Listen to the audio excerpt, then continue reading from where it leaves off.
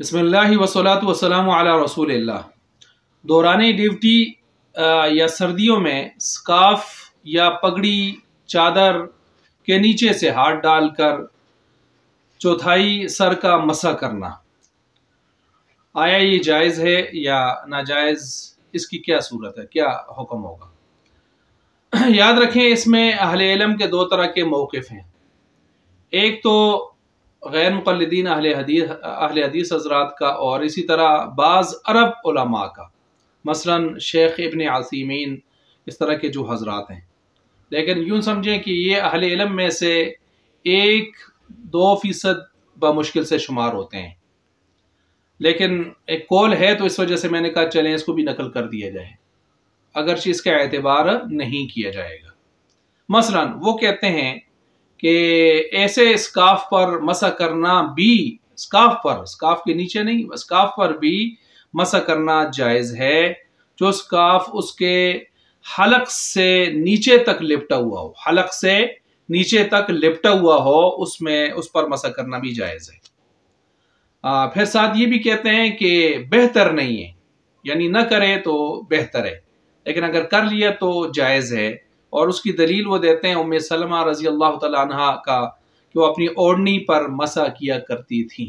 खैर, यहाँ पर ज़रूरत नहीं है कि इस रिवायत पर अमल, इस पर जो है इस पर बात की जाए कि इस रिवायत का क्या मतलब है, आयत से इस्तेदलाल करना जायज़ है या इससे जो है इसका मतलब क्या निकलेगा। लेकिन मैंने चूंकि उनका एक कौल था तो इस वजह से आपके सामने पेश कर दिया।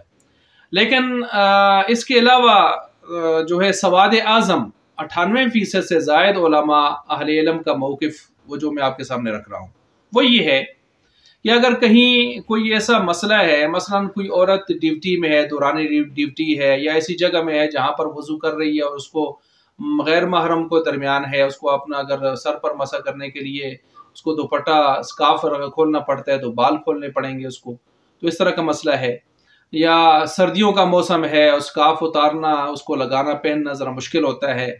या पगड़ी है, किसी की बड़ी पगड़ी है और उसको उतारना करना थोड़ा सा उसको मुश्किल मालूम होता है।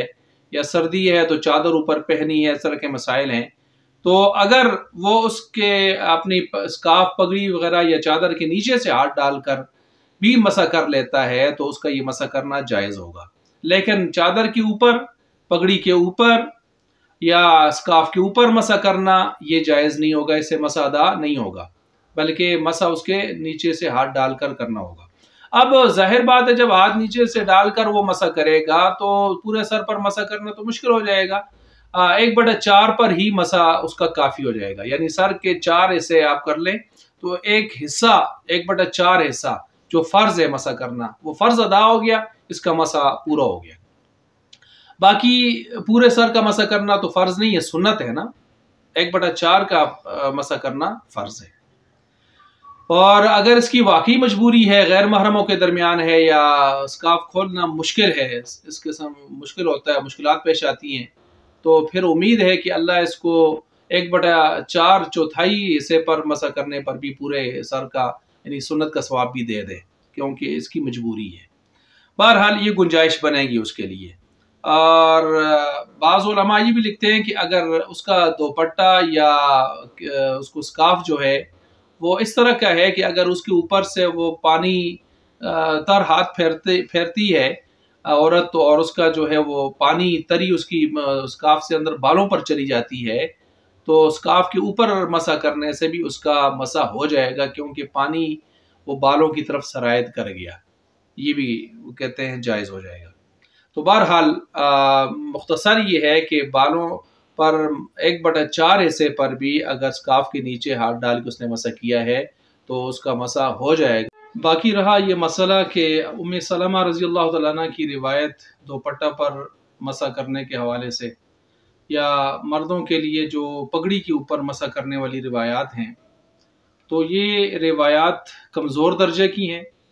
और कुरान करीम की नसीक़ती जो है वो वमसहू बिरुऊसिकुम, सरों पर मसा करने के हवाले से बिल्कुल वाज़ेह है। तो जब नसीक़ती बिल्कुल वाज़ेह है तो अब सर से मसा پگڑی پر یا دوپٹہ کی طرف منتقل کرنے کے لیے ہمیں یعنی اعلیٰ درجے کی قطعی روایتیں چاہیے، اور روایات کیسی ہوں، وہ خبر متواتر ہوں یا خبر مشہور اس درجے کی کم از کم روایات ہوں، اور یا اخبار احاد ہوں لیکن وہ ضعیف درجے کی نہ ہوں بلکہ مرفوع متصل مستند قسم کی روایات ہوں، تو پھر ان کا اعتبار کیا جائے گا۔ اسی وجہ سے آپ دیکھیں کہ امام ابو حنیفہ رحمۃ اللہ علیہ، امام مالک رحمۃ اللہ علیہ اور امام شافعی رحمۃ اللہ علیہ، تینوں ائمہ ان کے متبعین جو ہیں وہ دوپٹہ کے اوپر مسح کو جائز نہیں قرار دے رہے، اور باقی رہ گئے امام احمد بن حنبل رحمۃ اللہ علیہ حنابلہ، تو ان کی ایک روایت بھی، امام احمد رحمۃ اللہ علیہ کی بھی ایک روایت دوپٹہ پر ناجائز مسح کے ناجائز ہونے کی ہے، ہاں ایک روایت جائز ہونے کی بھی ہے۔ اور اسی وجہ سے حنبلیوں میں سے مثلا عرب کے بعض علماء ابن عثیمین جن کا ذکر میں نے کیا، اور اسی طرح جو ہے علامہ ابن باز رحمۃ اللہ علیہ، یہ چند حضرات، اور ان کے ساتھ سلفیہ غیر مقلدین آج کے جو اہل حدیث حضرات ہیں، اور سلفیت اور ظاہریہ داؤد ظاہری، یہ روایتوں کے ظاہر کو دیکھنے والے جو حضرات ہیں سرسری انداز سے، وہ دوپٹہ پر مسح کے جواز کے قائل ہیں، لیکن میں نے کہا یہ بہت کم ہیں، اس لحاظ سے دیکھا جائے تو یہ 2% یا 5% کے لگ بھگ ہی بنتے ہیں۔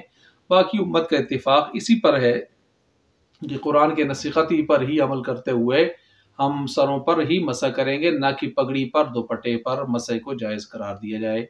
تو یہ ہے اصل بات جو میں نے آپ کے سامنے بیان کر دی۔ اللہ تعالیٰ سمجھنے کی، عمل کرنے کی توفیق عطا فرمائے۔